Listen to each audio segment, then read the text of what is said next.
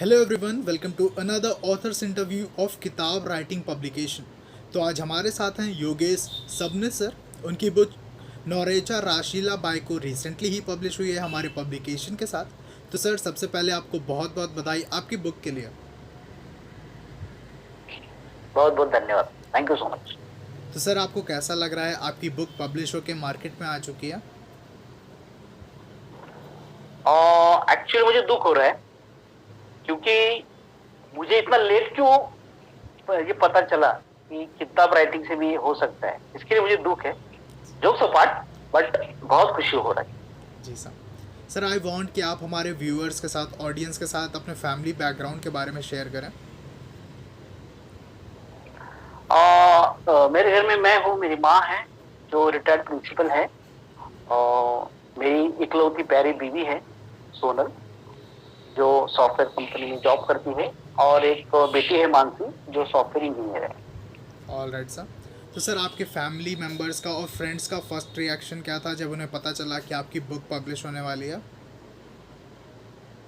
बहुत एक्साइटेड थे, क्योंकि उन्होंने मेरा काम पहले देखा हुआ था, बट किताब के जरिए मैं पहली बार उनके सामने जा रहा हूँ। सो सब लोग एक्साइटेड है। जी सर, आई वांट कि आप अपने बुक के नेम, आपने जो बुक का नाम रखा है उसको समझा दें हमारी ऑडियंस को, उसका मतलब क्या होता है? मतलब उसका जो वो टोटल 10 कहानियां हैं, और सबका जो टैग बोलो या उसका जो मीनिंग है वो ये है कि सब कहानियों का कि बीवी की मुट्ठी में हस्बैंड, उसका वो मेन ये है। तो कैसी हालत होती है हस्बैंड की, वो उसका ये है तात्पर्य सारी कहानियों का। उसकी क्या क्या हालत होती है, उसको कैसा फेस करना पड़ता है, इधर बीवी को, कभी माँ को, सबका अलग अलग कहानियां हैं। तो वो है। All right sir. तो क्या हम सर कह सकते हैं कि जैसा हम लोग कभी आपकी ये बुक रियल इंसिडेंट से इंस्पायर्ड है? बिल्कुल नहीं, बिल्कुल नहीं, ये टोटल काल्पनिक कहानी है। लेकिन कैसा होता है ना, कि बीवी और हस्बैंड ये ऐसा सब्जेक्ट है कि आप पिछले 10 साल, 15 साल, 20 साल में भी आप देखो तो लोग एंजॉय करते थे। जी आज भी लोग एंजॉय करते हैं और आगे भी वही होगा। जी उसका रीजन अभी कैसा देखो, अभी हम लोग फ्रेंड्स, अभी हमारे ग्रुप, फॉर एग्जाम्पल बोल रहा हूँ, हमारे ग्रुप है, ठीक है।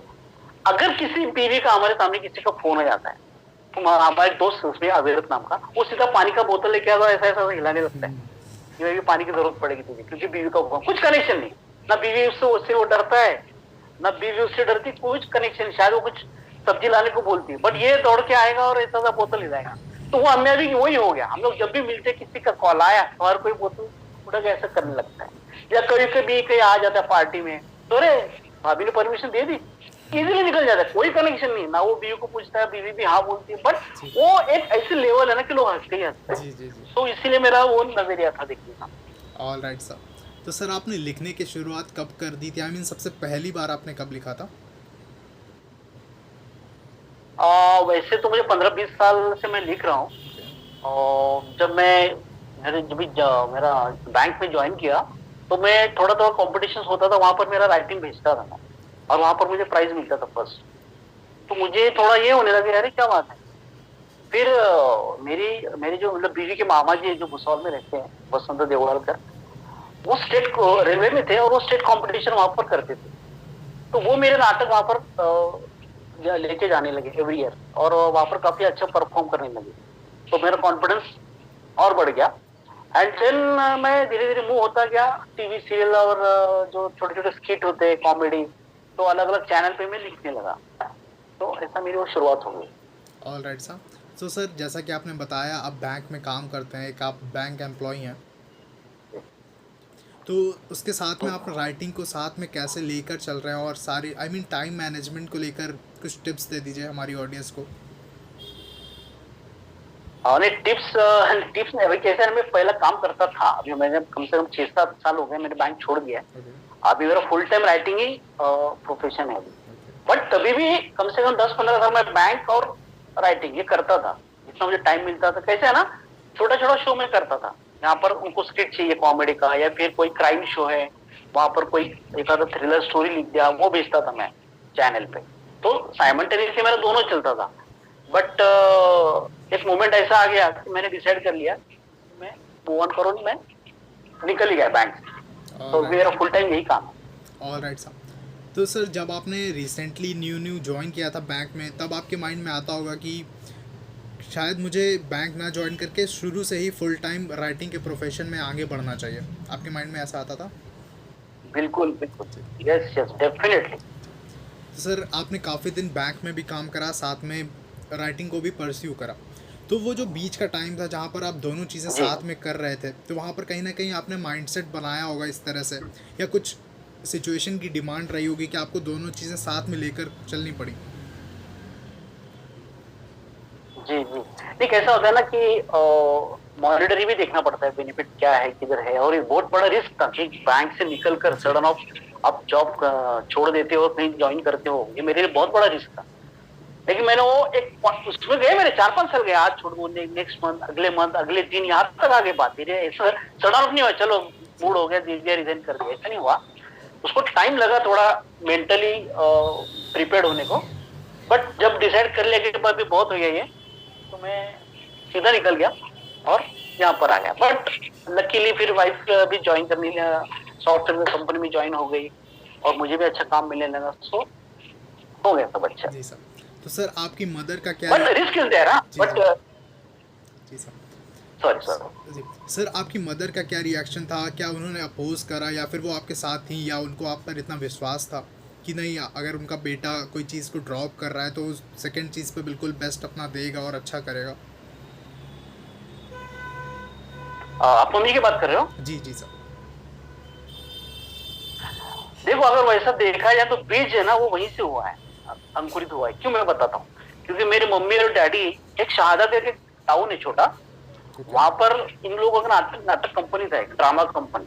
जो मैं बहुत छोटा था, 3rd स्टैंडर्ड में, 2nd स्टैंडर्ड में से मैं उनके साथ जाता था, उनके दौरे होते थे, वो नाटक में काम करते थे। मेरे पिताजी बहुत अच्छे डायरेक्टर थे, हालांकि मुंबई में नहीं थे तो उनको तो स्टेज मिला नहीं, बट वो मैं बचपन से देखता था उनको, तो वहां से ही शुरू हुआ। और इसकी जो शुरुआत मैं आपको बताता हूँ, जब मैं बहुत ही छोटा था, मतलब 3rd-4th स्टैंडर्ड में था, मैं जब भी जाता था गली में या स्कूल में, तो मेरे आजू बाजू कम से कम 10 लोग बैठा करते थे, कम से कम 10 दोस्त, और सारे लोगों को मैं कहानी सुनाता था जिसकी कोई स्टोरी नहीं थी, न किसी मूवी की, न कुछ किताब की, नथिंग। मैं मेरे मन से कुछ भी बोलता था, एंड सब लोग इतना ऐसे एंजॉय करते थे। तो बचपन से था मेरे मन में, तो उसे भी पता था आज न कल तो, हालांकि जॉब उनकी वजह से मैंने किया, मैं इसमें नहीं था इनफैक्ट, बट निकाल दिया जॉब में, 20 साल निकाल दिया मैंने। जी जी जी सर। तो सर आई एम श्योर आप काफ़ी बुक रीड्स भी करते होंगे साथ में, एक तो आपकी फेवरेट बुक और फेवरेट ऑथर कौन है? उसके लिए मैं तहे दिल से माफी चाहता हूँ, क्योंकि शायद ये जवाब मेरा आपको बहुत अटपटा लगेगा, बट मैंने आज तक एक भी किताब पढ़ी नहीं, नॉट अ सिंगल। मैं पढ़ता ही नहीं, हालांकि पढ़ाई में भी मैं नहीं पढ़ता था जो जरूरी था, तो ये पढ़ाई में भी मैं नहीं पढ़ा था। हाँ, मैं जिंदगी को बहुत नजदीक से देखता हूँ, ईच एंड एवरी चीज को मैं बहुत नजदीक से देखता हूँ, तो वो शायद इम्पैक्ट कर गया। और मैं, but sorry to say, but मैं नहीं पढ़ा था, नहीं पढ़ा था। Alright sir, no problem. Sir अगर आपको किन्हीं 3 लोगों के नाम लेने हो जिन्होंने आपको सबसे ज़्यादा इंस्पायर किया, जिनका सबसे ज़्यादा रोल रहा आपकी राइटिंग की जर्नी में, तो वो 3 लोग कौन होंगे? एक्चुअली आपको ये भी जवाब अटपटा लगेगा, ऐसे कोई किसी ने मुझे नहीं किया। जिनके नाम मैं 3 लूंगा वो आदमी नहीं है, वो तो थिएटर है। एक शारदा जहाँ में रहता था, यशवंत एक थिएटर था, एक मनोरंजन थिएटर था, और जब भी मैं धुलिया नाम का एक डिस्ट्रिक्ट था, वहां पर थोड़ी पढ़ाई की, वहां पर एक ज्योति नाम का थिएटर था, वहां पर ही मैं पला बड़ा, ऐसा मुझे लगा। ऐसी कोई मूवी जो मैंने नहीं देखी, वो चुरा के हो या जो भी हो, मम्मी पापा तक तो मुझे लेके जाते थे बचपन से, बट अभी बोलने को गर्व लग रहा है, बट तभी तो बहुत डरता था। बट चोरी छुपे जो भी कांड करने से करके मैं मूवी, मतलब मैं कम से कम 10 बार देखता था, तो पूरा मूवी मतलब मेरे अंदर बचपन से ही है। तो वो मैं तीनों के नाम लूंगा। बाकी फैमिली सपोर्ट तो है, दोस्त है, फैमिली, बिजनेस, तो उनका तो था ही सपोर्ट, बट इनिशियल जिसको बोलते ना, वो थिएटर है तीनों। Alright sir. जो आज के डेट में ये मल्टीप्लेक्स के चक्कर में बंद हो गए, मतलब मुझे कभी कभी लगता है कि वो जो थिएटर बंद हुए ना, सबसे ज्यादा दुख मुझे हुआ, ऐसा हुआ। जी सर, बहुत अच्छा लगा सर आपसे ये जानकर कि रियल लाइफ पर्सन से ना इंस्पायर हो के आपने थिएटर से इंस्पिरेशन लिया और एक बुक लिखी है। बहुत अच्छा लगा सर। जी। जी। तो सर क्या थैंक आप यू। साथ में और भी फ्यूचर में बुक्स पब्लिश कराने का सोच रहे हैं जिन पर आप साथ में और भी काम कर रहे हो? जी हाँ, ये रिस्पॉन्स देख के मुझे, और मैं एक्चुअली हॉरर स्टोरी लिख रहा हूँ अभी। ओके। मैंने सोचा कि हंसा लिया तो हम थोड़ा डराया जाए पब्लिक को। जी जी। तो वो प्लान में मैं अभी हॉरर लिख रहा हूँ, और और डेफिनेटली मैं किताब राइटिंग से ही करवाऊंगा वो। जी बिल्कुल सर, हमें वेट रहेगा आपकी सारी बुक्स का। तो सर आगे आने वाले 10 सालों में आप खुद को कहाँ देखना चाहेंगे राइटिंग की फील्ड में? ऐसा कहना तो मुश्किल था, ऐसा कुछ प्लान तो नहीं किया है। तो मैं चाहता हूँ कि अभी कम से कम मैं जो लिख रहा हूँ उसका इम्पैक्ट लोगों पे हो, फिर वो चाहे हंसाने का हो, जो भी हो, और किसी की जिंदगी में कुछ बदलाव ला सका मेरी राइटिंग की वजह से, तो मेरा मोटो कंप्लीट हो जाएगा। All right sir. तो सर आप एक बैंक एम्प्लॉय थे, आपने उस जॉब को छोड़ा और फुल टाइम राइटिंग को जी। आ, आगे परस्यू किया, कंटिन्यू किया। तो मैं जानना चाहूँगा, अगर आपको जी। राइटिंग एक सेकेंड, कुछ सेकेंड के लिए एज्यूम कर लेते हैं कि राइटिंग आपकी लाइफ में कभी आई ही नहीं थी, तो आप क्या बैंक के अलावा और क्या कर रहे होते? साइड हसल या फिर पैशन बोल लीजिए, राइटिंग के अलावा क्या कर रहे होते आप? जीरो। जीरो। अगर मैं राइटिंग, मतलब मेरे लिए ऑक्सीजन है, बाकी मेरे लिए कुछ नहीं। राइटिंग ऑक्सीजन, बैंक भी नहीं, मैंने भले 20 साल निकाले उसमें, सब किया बैंकिंग में, बट आज मुझे पूछा जाए राइटिंग अगर निकाला जाए तो मैं खत्म। इतना मुझे प्यार है writing. All right sir. Sir जैसा कि आपने बताया था कि आप स्कूल डेज से ही काफ़ी बच्चों में पॉपुलर थे, आपके आसपास बच्चे बैठ जाया करते थे, उनको बहुत बहुत इंटरेस्ट आता था आपकी कहानियाँ सुनने में, आप जो भी उनको सुनाते थे। बहुत। तो जी जी। स्कूल स्कूल लाइफ के बारे में थोड़ा बताइए। काफ़ी अच्छा लगता है कि आप यंग एज से ही कोई बच्चा इस तरह से उठ रहा हो। बाकी बच्चे नॉर्मल है मान लीजिए, और उन्हीं के बीच में कोई एक ऐसा बच्चा है जिसमें अलग सा टैलेंट है। तो स्कूल लाइफ के बारे में थोड़ा बताइए। और कैसा है ना सर, कि आज की डेट में ये है कि अगर बच्चा बोलता है अपनी मम्मी पापा को कि मुझे राइटर बनना है, मुझे एक्टर बनना है, मुझे सिंगर बनना है, तो उसको बढ़ावा बढ़ावा दिया जाता है। फिर टीचर पे भी उसका, स्कूल में उसका सब सत्कार भी होगा, सब होगा। घर में उसको, अरे वाह वाह, ये तो अभी राइटर बनने वाला है। एक्टर राइटर नहीं, बट आजकल एक्टर बिक्टर वो सब होता है। उस जमाने में है ना, ऐसा था ही नहीं कि मतलब वो बदमाश लड़का ही कहा जाता था। मेरी माँ ही प्रिंसिपल थी उधर, बट हेलो। मेरी मम्मी प्रिंसिपल थी ठीक है, बट जो मेरी टीचर्स थी वो सारी जानती थी कि अगर स्कूल मतलब अगर बच्चे गायब है, इसका मतलब ये कि कोने में लेके बैठा है, सारे 10 लड़के वहीं पर मिलेंगे जहां पर योगेश बीच में बैठा रहेगा और कुछ भी स्टोरी सुनाता रहेगा। तो वो एप्रिशिएट तो नहीं किया जाता था कभी कि टैलेंट है, कुछ तो अलग है, ऐसा नहीं होता था। डेफिनेटली मार पड़ती थी, बट वो मार पड़ते पड़ते मैं सीखता गया, ऐसा है। Okay sir. तो सर आज की यंग जनरेशन को आपका क्या मैसेज रहेगा इस इंटरव्यू के थ्रू? आप राइटर्स की बात कर रहे हो? जी सर, एवरीवन, राइटर्स के लिए भी और नहीं बाकी मैं, नॉर्मल देखो, पब्लिक। हाँ देखो, सिंपल चीज देखो कैसे है ना, राइटर को ऐसा अलग तो होता नहीं दुनिया में। आप अगर कोई भी चीज को महसूस करोगे या उसको नोट करेंगे या उसको अच्छा बुरा अगर आप समझते हो और अपनी जिंदगी में ऐसा बदलाव लाओगे, तो ही आप, आपकी जिंदगी अच्छी 110% होगी। सेम अप्लाई टू राइटर्स, कि अगर वो राइटर है, सिर्फ उसको है ना दो चीज होनी चाहिए मेरे हिसाब से। आप हर चीज को नजदीक से देखना चाहिए, ऐसा क्या हो रहा है, आजू बाजू अपनी देखना चाहिए क्या हो रहा है, और वो नोट डाउन करना चाहिए। और दूसरी है, इमेजिनेशन होनी चाहिए कि उस सीन, वो सीन को या वो चीज को हम लोग इमेजिन करें। कोई भी एक चीज का अलग अलग 3 एंगल से उसको देखना चाहिए। अगर आपको राइटर बनना है तो ऐसा कुछ अलग तो करना नहीं है, कुछ क्लास लगने से कुछ नहीं होता है। ऐसा क्लास लगने से थोड़े राइटर होते हैं, वो आप में होना चाहिए। जैसे कोई बोतल में पानी पी रहा हूँ फॉर एग्जाम्पल के तौर पर बोल रहा हूँ, अभी ऐसे दिमाग में आया। उसको आपको 3 सिचुएशन में आना चाहिए। एक, आप इसको कॉमेडी भी कर सकते हो, इसको आप थ्रिलर भी बना सकते हो सेम सीन को, और इसको हॉरर में भी आप डाल सकते हो। ये 3 आप कर सकते हो तो राइटर बन सकते हो। Okay sir. तो सर आपका ओवरऑल एक्सपीरियंस कैसा रहा हमारे किताब राइटिंग पब्लिकेशन के साथ? बहुत बहुत ही अच्छा रहा। पिछले दिव्या जी ने भी बहुत अच्छा सपोर्ट किया, और ये सब हो गया उनके लिए। Okay sir. क्या आपके माइंड में कोई ऐसी चीज़ है या कोई सजेशन हो हमारे लिए जिससे हम अपनी सर्विसेज को, हमारे पब्लिकेशन को और बेटर कर सकें, तो आप हमसे शेयर कर सकते हैं? एक बड़ी शिकायत है मुझे ओके। आपकी से, कि आप लोग हमें शिकायत करने का कुछ मौका नहीं देते हो, ये शिकायत है। ये तो सर आपका प्यार है। आप सभी राइटर्स को हमारी सर्विसेज इतनी अच्छी लग रही हैं, हमें बहुत अच्छा लगता है सर जब हमें ऐसा रिव्यू मिलता है। तो जो है वो रियलिटी बोल रहा हूँ, बहुत अच्छा है। Thank you so much sir. और हमें आपकी आने वाली सारी बुक्स का वेट रहेगा।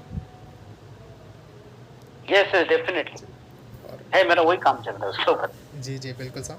सर मेरा एक लास्ट क्वेश्चन और रहेगा कि क्या आपने कोई चैलेंजेस फेस करे राइटिंग की जर्नी में थ्रू आउट द स्कूल, और आपकी अब जब पहली बुक पब्लिश हो गई तो इस बीच में, इस ड्यूरेशन में, क्या आपने कोई चैलेंजेस फेस करे राइटिंग को लेकर?